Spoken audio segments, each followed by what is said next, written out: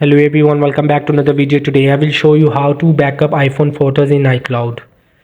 So for this, the first step is to open the settings on this iOS device.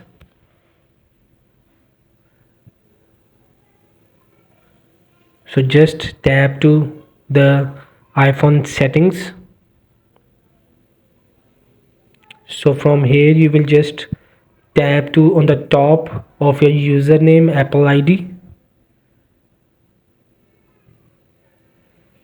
Just simple tap it. So from here you will see the iCloud option with 50 GB. So just tap to iCloud.